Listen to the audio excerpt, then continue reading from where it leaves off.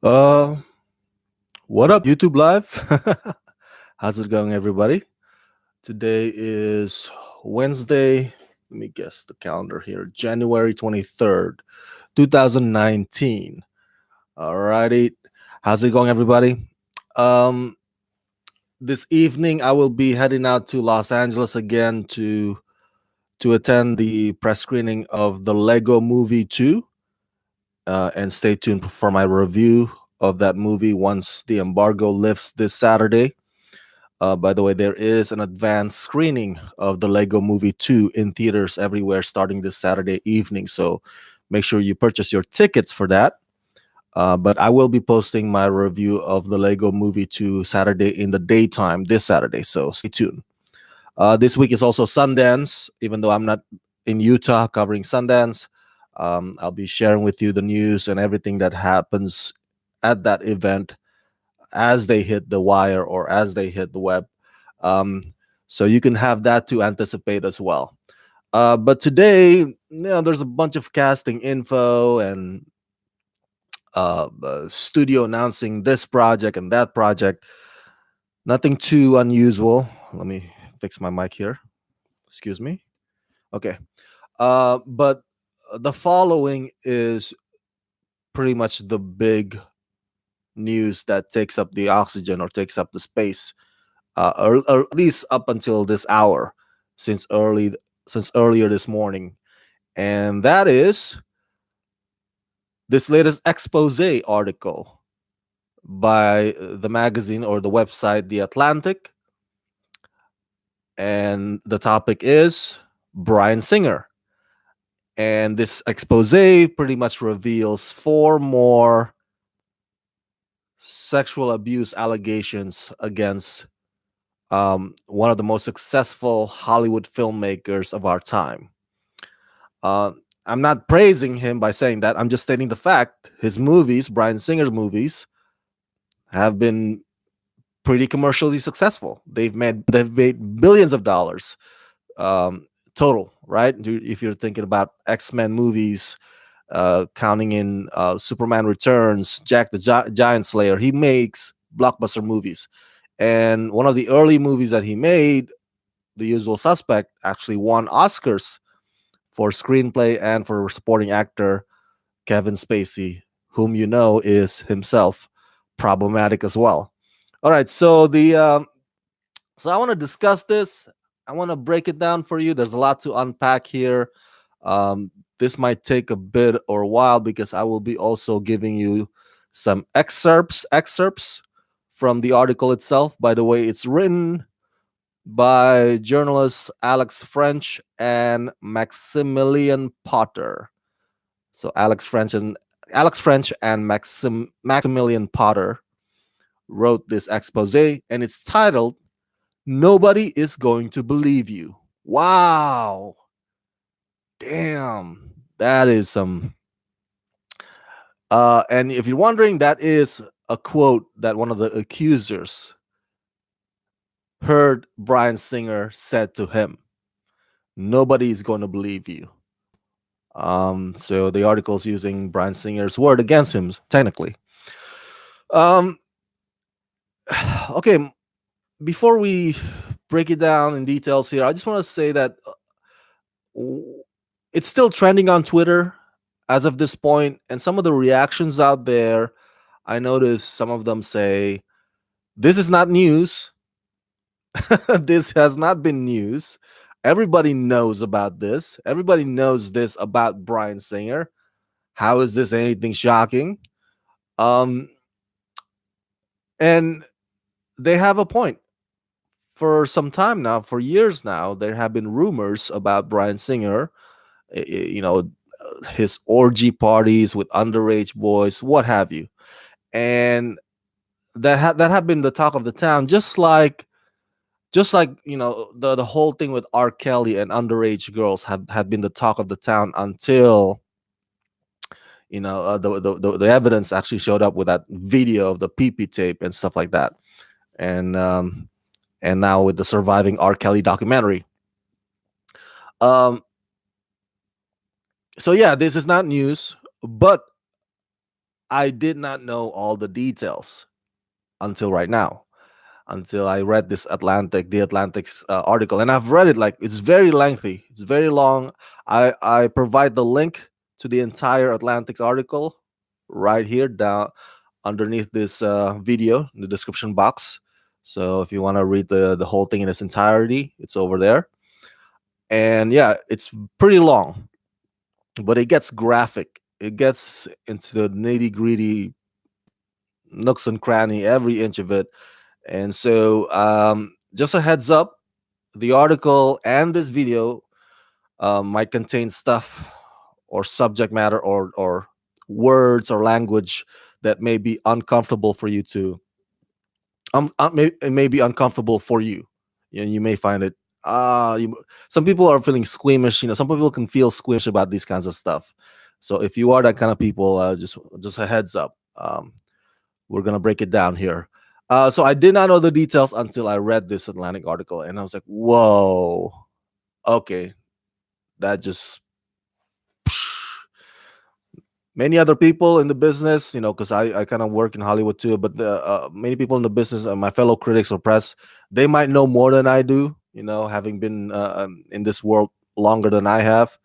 So, but for me, this is new for me. I only heard rumors. Now I know the details. Um, but there's also that 2014 documentary by filmmaker Amy Berg. She's an Oscar-nominated filmmaker, and she made a documentary in 2014 called An Open Secret, which also chronicles the whole world of pedophilia ring in Hollywood, or underage sex abuse going on in Hollywood. Um, so I watched that documentary earlier on this morning for the first time ever. I've never Up to that point I had never watched it before. I've heard about it. I just hadn't had the time to actually watch it. But and then I watched it at the Starbucks. I was at Starbucks blogging, and I was like, you know what? Let me check it out.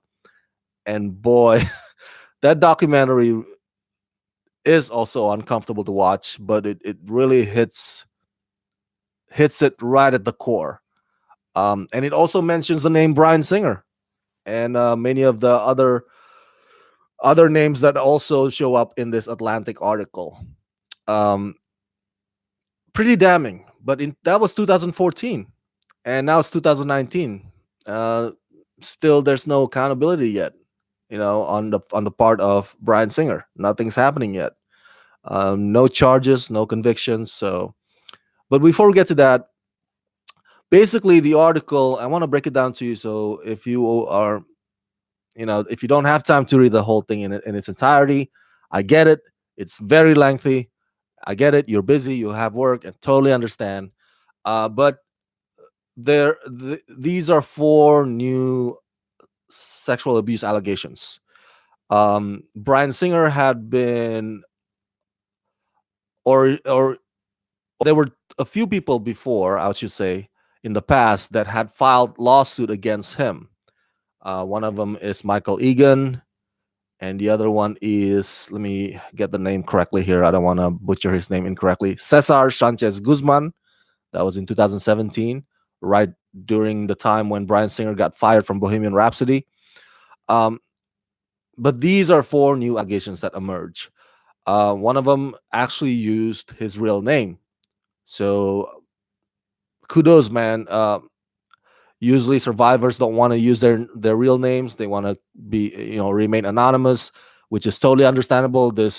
But this one is actually brave enough to say, hey, you know what? I don't care. I'm gonna let the world know what he did to me. So his name is Victor Valdovinos, and he claims that when he was 13 years old, as an extra on the set of the film App Pupil, remember that App Pupil, starring Ian McKellen and the late great Brad Renfro. He claimed that on the set, Bryan Singer fondled him, his genitals. Now the other three use pseudonyms. They want to remain anonymous. So the Atlantic article, used the name. One of them calls him Eric. Eric, who claims that when he was 17, he had sex with the director. Um, Brian Singer was around 31 years old at the time. And then the other one is named Andy. That's his pseudonym. He claimed that he had sex with Brian Singer when he was 15 years old. And the fourth man, because we had Victor, Eric, and Andy. The fourth one is Ben. They call him Ben, and that he claimed that he gave Brian Singer oral sex when he was 17 or 18. Now that's the gist of it. Okay. Uh, but if you want to go into the details of the timelines or the events leading up to those acts, all right, ACTS acts, you're gonna have to read the article on the Atlantic for those details. So I'm just giving you the summary of those four people. Um, but let's see here. Shall I give you an excerpt real quick here? An excerpt from the article. I've picked a few. I don't want to read the whole thing. Um, all right, so let's start with App Pupil. App Pupil is that movie starring Ian McKellen and Brad Renfro, and it was filmed at a middle school in Altadena, northeast of Los Angeles. Okay, so here's an excerpt. Late one afternoon after basketball practice, Victor Valdovinos stopped in an empty restroom. While standing at a urinal, he says he felt a presence behind him. He turned he turned and he saw a bespectacled man in his early 30s, and it was Bryan Singer. He looked Valdovinos over. Valdovinos remembers him saying, "You're so good looking. What are you doing tomorrow? Maybe I could have somebody contact you about putting you in the movie." Um,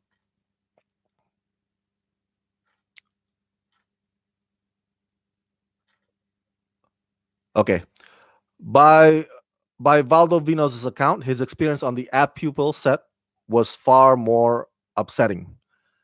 After being dropped off by his father one morning, he was directed to the locker room.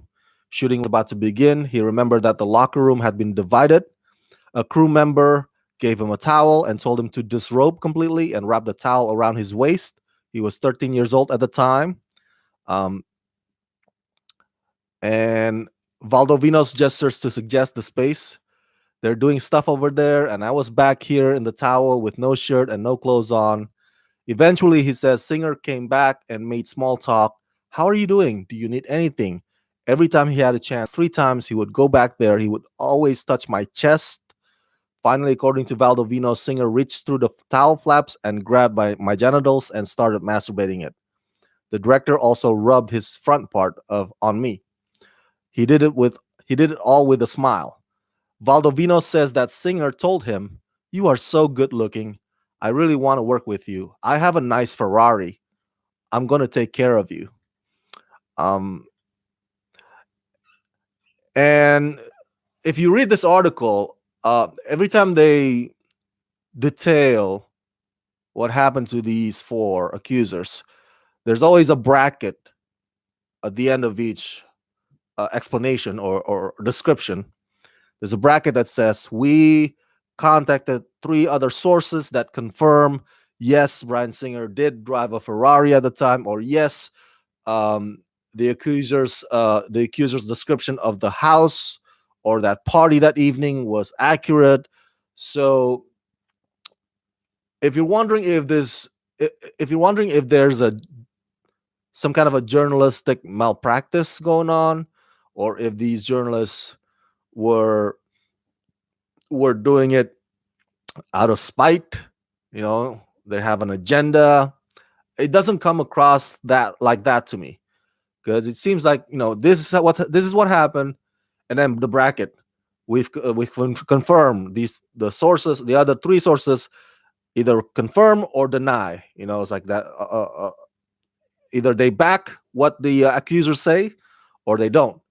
So there's no really, if you read it till the end, there's no really room for the journalist's editorial. The journalists didn't really give their opinion. There's just like, this is what the accusers told me or told us. There are two journalists in this article. Um, so I just want to point that out to you. If you're wondering, maybe it's a hit job, maybe it's a smear job, right? Everybody these days, using the hashtag Me Too just to take down people's careers and whatnot. Um, Again, my argument to that, as I said in my previous videos, we gotta look at it case by case basis. There are some people out there that use or weaponize, unfortunately, weaponize Me Too to take down people's career, um, baselessly. You know, just like, oh, let's go get him, let's go get him. But there are some that actually are merited, and it's unfortunate when somebody uses such a movement just out of spite instead of something that's really out of evidence. Because just like any cry wolf, if you cry wolf a lot, it would ultimately take away the legitimacy of something as serious as rape allegations or sexual abuse. So yeah, um, I'm sorry to give you that really descriptive part, but that's an excerpt from the article, and you can read more about it in the link in the description box below this video. The article also goes into details of what's called digital entertainment network. I did not know about this. Again, I guess I was in a bubble all this time. I was just because whenever Bryan Singer came up with a movie, sometimes the movies are so good. I'm like, oh my god, Bryan Singer is such an excellent director. And to be honest with you, that's how I felt too about I was not a fan of Jack the Giant's. I was not a fan of Jack the Giant Killer, but I was a huge fan of his X-Men movies, and all the way up to Apocalypse. I know that one got mixed reviews, but I really enjoyed X-Men Apocalypse. I was like, oh, Bryan Singer has done it again, and he is a talented filmmaker. Credit where credit is due. So I had no idea about this whole thing with the digital entertainment network. This was a company, late 90s, early 2000, I would say, that Bryan Singer had associated himself with, and that was before YouTube. And Digital Entertainment Network wanted to be like the first. This was before Netflix streaming service, right? They had the idea, but unfortunately, they were headed by people who themselves are pedophiles, including the name one person by the name of Mark Collins Rector, who is now in hiding. He's been punished, convicted, and labeled as sex offender, but now he's in hiding. Like, he's not in jail. He's nowhere to be found. Last I checked, on I think on his wiki or on Google, he's running away in Europe or somewhere. And there's also another named Barry Peck, another man named Barry Peck, who still works in the industry. He has been registered as sex offender. He even did a DVD commentary with Bryan Singer for X-Men. Um, so those names and those details are in this article, and it opened my eyes, and I'm like, okay, I was in a bubble all this time. Um, Now I'm not. Um, it's a very damning article. Uh, it really changes your perspective about Bryan Singer if you've been a fan of his or his movies. And speaking of whom, Bryan Singer released a statement to respond to this article. I want to share with you here what he says in his statement, and I quote: "The last time I posted about this subject, Esquire magazine was preparing to publish an article written by a homophobic journalist who has a bizarre obsession and with me dating back to 1997. After careful fact checking and in consideration of the lack of credible sources, Esquire chose not to publish this piece of vendetta journalism. That did not stop this writer from selling it to The Atlantic. It's sad that The Atlantic would stoop this low standard of journalistic integrity. Again, I am forced to reiterate that this story rehashes claims from bogus lawsuits filed by a disreputable cast of individuals willing to lie for money or attention. And it is no surprise that with Bohemian Rhapsody being an award winning hit, this homophobic smear piece has been conveniently timed to take advantage of its success. Funny he mentioned Bohemian Rhapsody, man. Okay, as a refresher to you guys, Bryan Singer got fired from Bohemian Rhapsody last year. I'm sorry, December 2017. I keep forgetting we're now in 2019. He got fired. And he already finished like about, I want to say 75% of the film. And then Dexter Fletcher came in and finished the film. But according to the rule of Directors Guild, Bryan Singer still has the credit. So it's directed by Bryan Singer if you see the poster or the billboard or any promotion of it. And the reason he got fired is not necessarily about, even though the timing of it is a little interesting, because during December 2017, there was also, as I mentioned earlier, that one lawsuit by uh, Cesar Sanchez Guzman came to surface. But the reason he got fired was because Bryan Singer, um, some he often MIA, okay, and he apparently he's notorious for that. Sometimes, even in other projects that he did, sometimes he would not show up for filming, whatever the reason may be. I read that people closest to him would blame it on pills. Bryan Singer's may have taken pills, and that would, Bryan Singer, when he's sober, he's so generous and he's so brilliant as a filmmaker. But when he's under the influence of these pills, man, sometimes he doesn't show up for work. That's what I read out there. Um, so yeah, he MIA'd a lot of no show to the set, and at one point he also, not one point, I think maybe a few times he spat. He had creative differences. He argued with Rami Malek, and Rami Malek is the star of Bohemian Rhapsody. So those were the reasons why he got fired, not necessarily because of the lawsuit that came to surface during that time, but the timing is interesting. But back to his statement. It's funny that he mentioned Bohemian Rhapsody, like, oh, no, that Bohemian Rhapsody won Golden Globe, even though they did not mention his name at the acceptance speech. But you can just sense from this statements, like he wants some of that glory. Like, yeah, remember, I did that. Remember, I did that. All right. If it gets all the Oscars, I have some credit to that. Um, and he's basically saying this hit piece or this smear attack is a way to take down his movie. I don't know. I guess an argument can be made about that. Um, because of the timing of the arrival of this article during this award season. Um, but what really strikes me is that he keeps using homophobia as his defense, a homophobic smear piece, quote unquote. Um, Regarding to the Esquire thing, I don't know much about what happened there.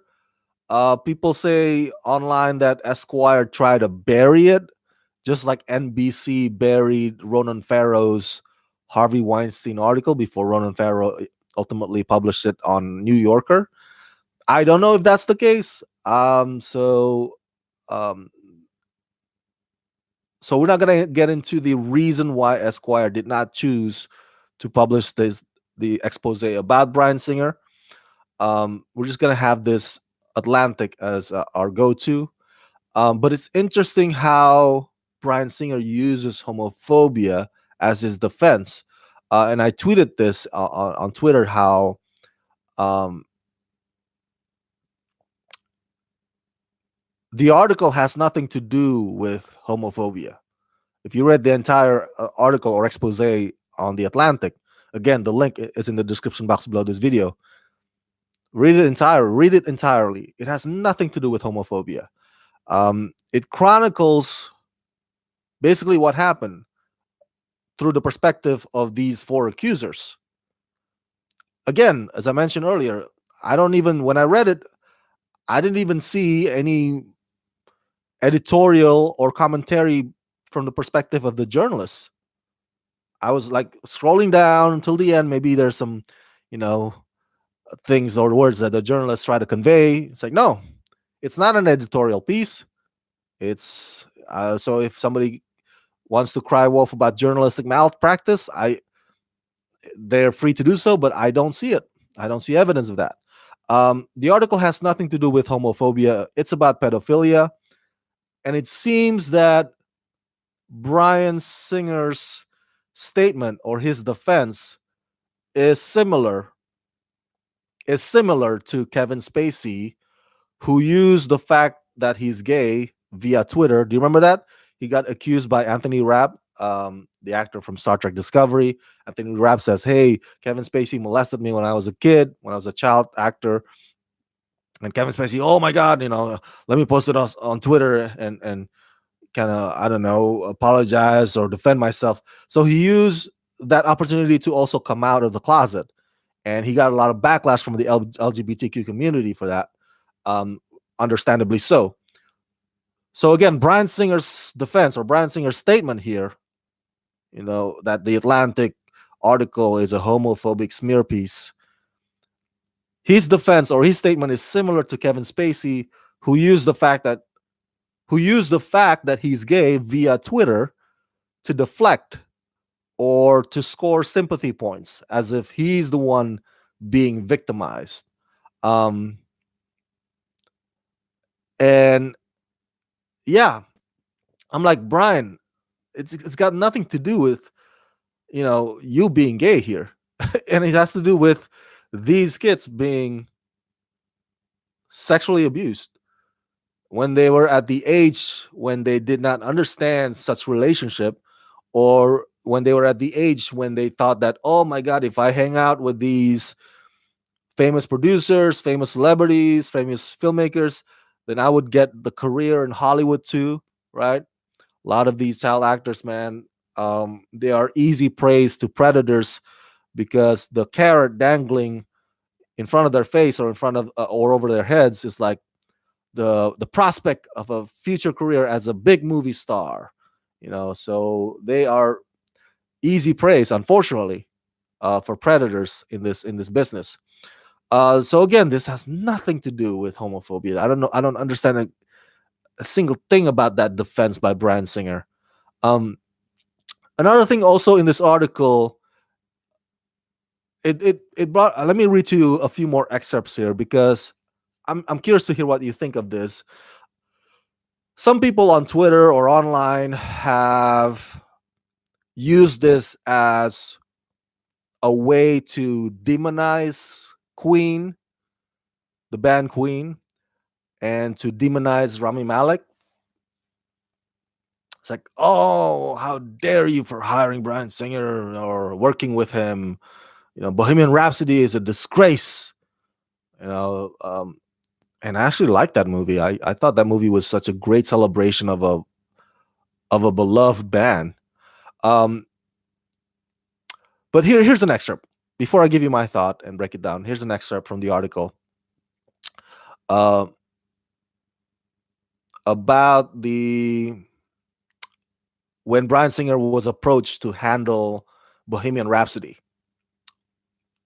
And I quote, according to three sources who know what happened on and off the set, both Stacy Snyder, the chairman and CEO of 20th Century Fox, and Emma Watts, Fox's vice chair and president of production, had concerns when the project came their way, with Bryan Singer already attached.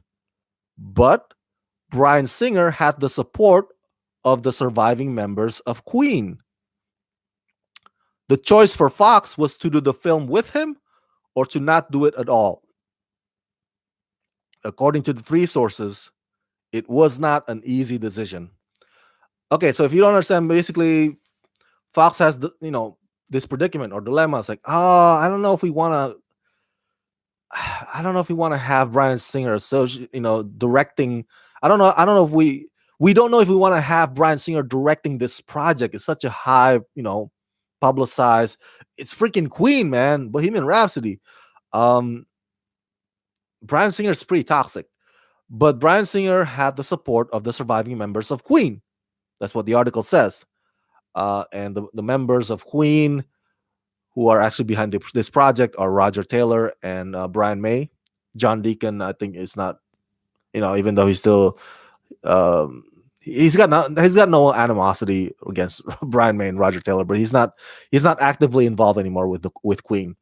Um, okay, so that's the excerpt from the article that people kind of run with online. It's like, oh my god, Queen is terrible, Queen is bad, you know. And also, with regards to Rami Malek, Rami actually got interviewed by an outlet. I believe it was Independent CEO UK. I believe you can look it up online.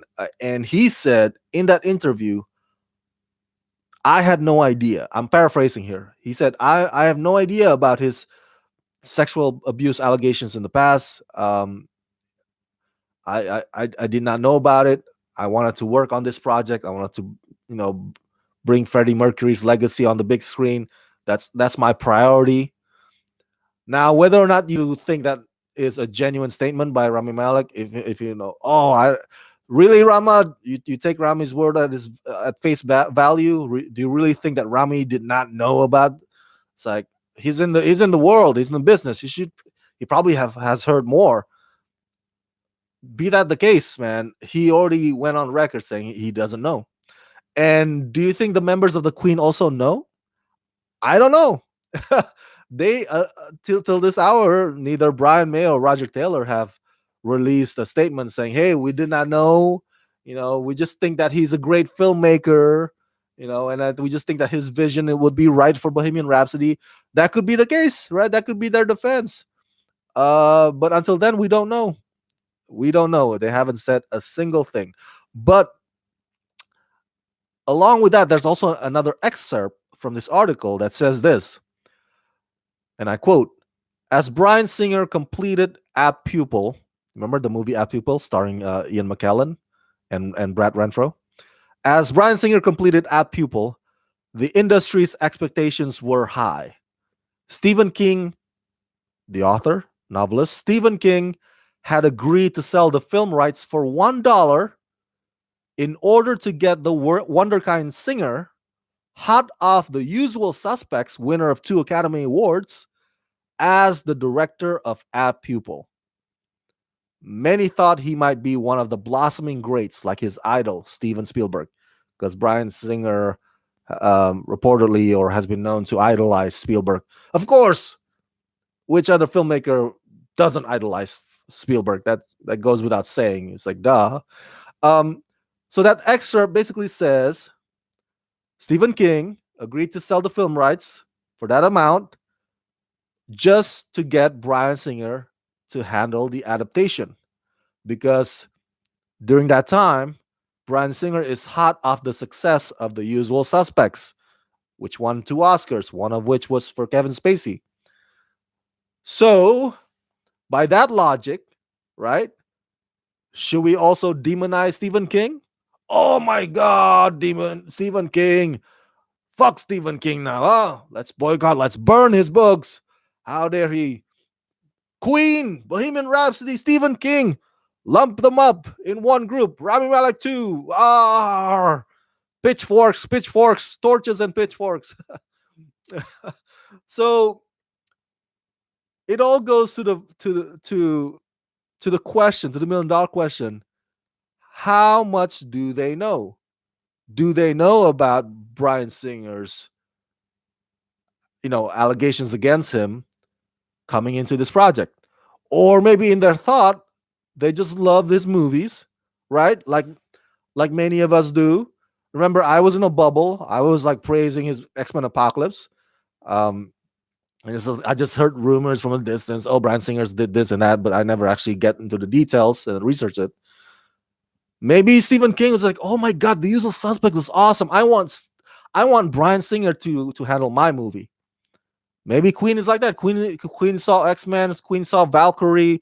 Queen saw Jack the Giant Killer, Queen saw Superman. It's like, oh my God, Bryan Singer, yes, that is the perfect choice. Roger Taylor, and Brian May, they probably think like, oh yeah, heck yeah, Bryan Singer, I love his movies. Let's get him on board. Maybe it is as innocent as that. Maybe we won't know. But to take this excerpt and just say, "Oh, Stephen, I knew it. Stephen King is evil. I knew it. Queen is evil," and you're just being a child. And you're just being a simpleton. Until they release a statement, um, either explaining themselves or distancing themselves from Bryan Singer, we won't know. Maybe I'm giving them the benefit of the doubt, because I was a huge fan of Bryan Singer too. Um, but here's one that doesn't really have strong defense, and I'm talking about last year. News hit the web that Millennium, the company Millennium production company, has hired Bryan Singer to direct their Red Sonja movie, the brand new Red Sonja. Remember the 80s Red Sonja? Man, if I see that movie again, I would probably laugh because it just, I remember just thinking, man, this movie quality is so silly. Anyway, they've been trying to make a reboot of it for years. Robert Rodriguez was attached to it for a long time. Of course, that did not happen, and now so they hired Bryan Singer. And let me read to you what the Hollywood Reporter said last year when this news come to surface. Um, and I quote, uh, "Millennium is willing to take a chance on Bryan Singer, given that none of the allegations seem to have merit," says one insider, says one source. So that's what it says on the Hollywood Reporter. So Millennium, the reason why they hire Bryan Singer, despite knowing, by this time in 2018, right, with the lawsuits and it's not just rumors anymore. It's just like it becomes more of something of a concrete thing. And Millennium says like, hey, none of those allegations are merited, so we're just gonna go forward with hiring Bryan Singer. Come on, man, he's a fantastic filmmaker. So that's their defense. Um, so I don't. The reason why I don't think that that's a strong defense, or that's as innocent as Stephen King or Queen, perhaps, is because obviously Millennium knows. Obviously, Millennium already hears about the lawsuits, but they do have a point about the whole merit thing. Um, not that I'm saying that the accusers are lying, but I think what they're saying by none of the allegations have merit is because the few lawsuits that have been brought up against Bryan Singer in the past, Michael Egan and that Cesar in can't believe I keep forgetting his name. Cesar Guzman. There you go. Cesar Guzman, Michael Egan, and then there's some other John Doe in the past. Those lawsuits eventually got dropped. Many of them at the behest of the accusers themselves, who decided to withdraw the lawsuits. So in those cases, basically, you can say that Bryan Singer won. And so Millennium is going by that. Millennium says, hey, none of the allegations seem to have merit because the accusers dropped their lawsuits. So from that angle, you can understand where Millennium is coming from. But at the same time, you can probably say, hey, Millennium, but knowing this, that the lawsuits kept happening one after the next, really, you still want to work with the guy? Don't you want to just hire somebody with a cleaner reputation so that people actually would not, or would actually be would so that people would consider buying tickets, sitting in the theater seats and watching Red Sonja? So you can make that argument. Now, if you ask me, hey Rama, how come those lawsuits were dropped by the accusers?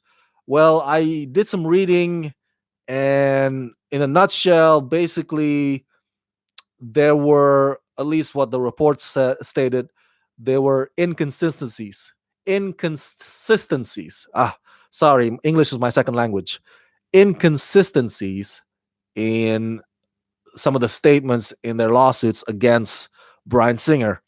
In some cases, they say one thing, and then turns out it was corroborated that it was another thing. It's like, oh, Bryan Singer was not really at that location at that given time, as the accuser said that he was. Um, so that actually leads to the question of, I know a lot of people will be like, this is one thing that I keep hearing with regards to R. Kelly and Bryan Singer. There's this thing called statute of limitations, and also remember the case with Bill Cosby. Statute of limitations also kind of protected him or prevented some of the accusers to bring their case to Bill Cosby. And I remember there were frustrations surrounding that, rightfully so. People are frustrated. It's like, oh my God, why do we even have statute of limitations? Like, damn it, Bill Cosby, still walking around. Fortunately, though, one case still was within that statute of limitation time, and then he got ultimately brought down. Right, Bill Cosby ultimately got brought down because of that. Um, but now, I'm not a legal expert. All right. I'm not a judge. I'm not a lawyer. I don't go to law school. And if you are, or if you've gone to law school, or if you are more of a legal expert than I am, or if you know this statute of limitations better than I do, the way I understand it is that it needs to exist. Statute of limitations. The purpose of it is because uh, as time passes, people's recollection or people's memories of what happened or what transpired or what took place, as time passes, your recollection becomes more and more unreliable. If you don't have an evidence and it's just word against their word, it becomes more unreliable as time passes.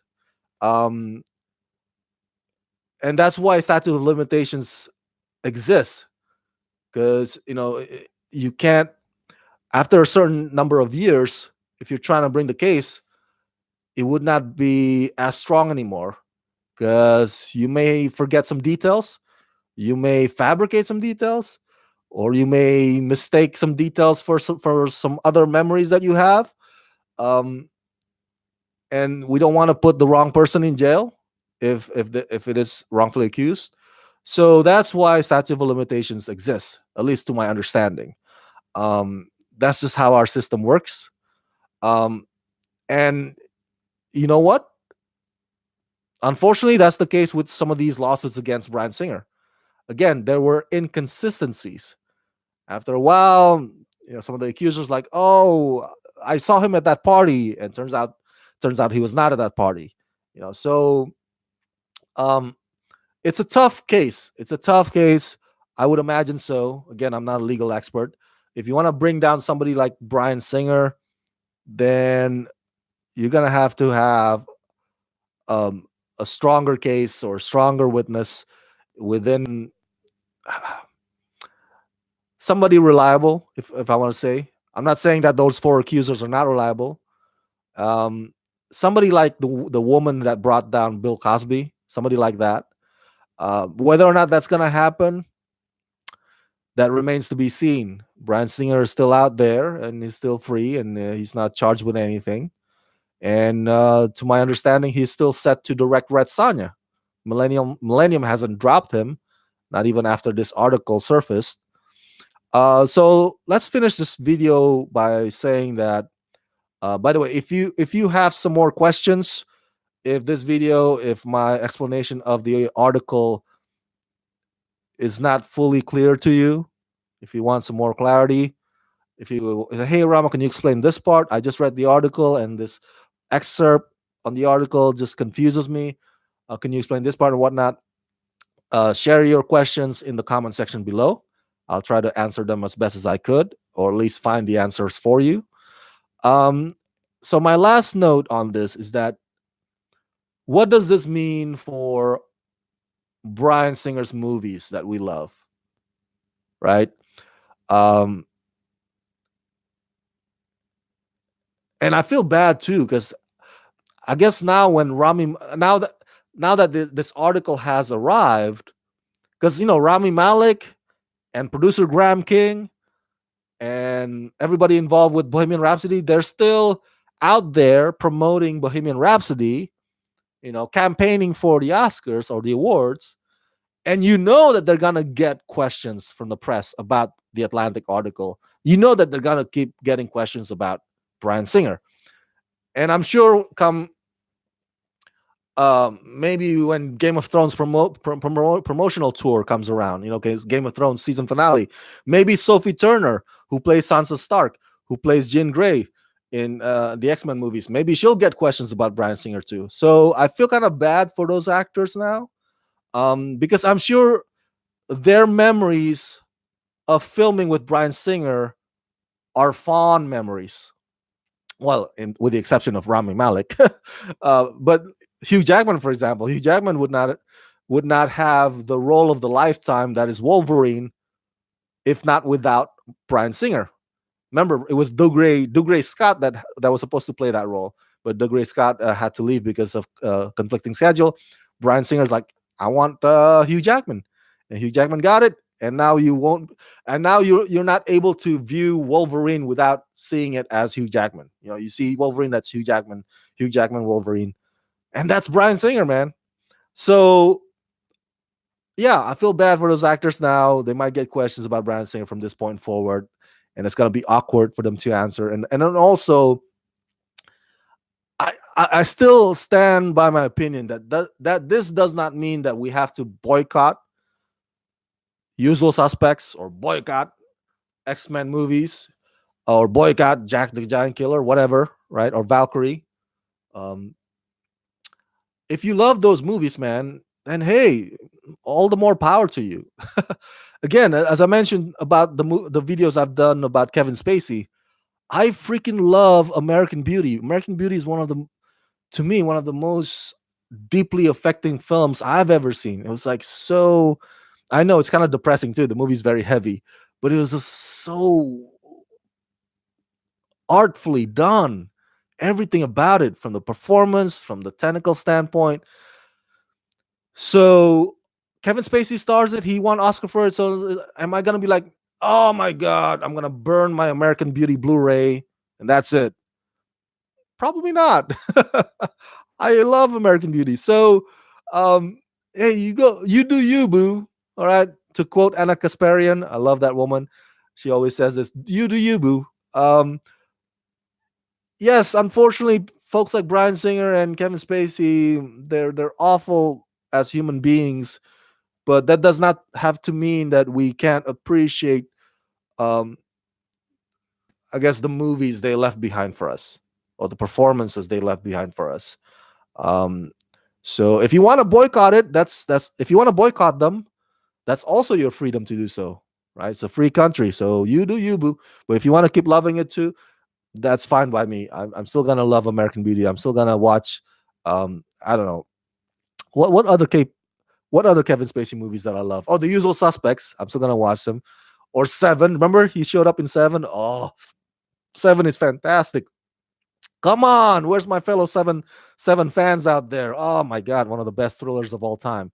So I'm still gonna keep watching it, man. I'm still gonna watch Bryan Singer's movies too. It's a shame what he did, and it doesn't excuse what he did. And I hope he pays for what he did. I hope he answers to justice one of these days. I don't know how. I don't know how that's gonna transpire. I'm not a legal expert, but I hope that day comes where he has to face justice for what he did. So this article, pretty damning. Will this article be the nail in the coffin, the one that finally put an end to Bryan Singer's career, put him in the doghouse, just like the rest of those guys, Harvey, and Kevin? We don't know. Last I checked, he's still set to direct Red Sonja, but it is a pretty shocking and graphic, detailed revelations. And lastly, hats off to the survivors, man. Kudos to them, especially these four. I don't know if I were in their shoes. If I were in their shoes, I don't know if I would be able to come forward like this. I would probably be too embarrassed or too afraid of retaliations because Bryan Singer is still influential. He's still got money. He's still powerful. He's still got people in the business that answer to him. So that's scary. It's like, what if they come after me?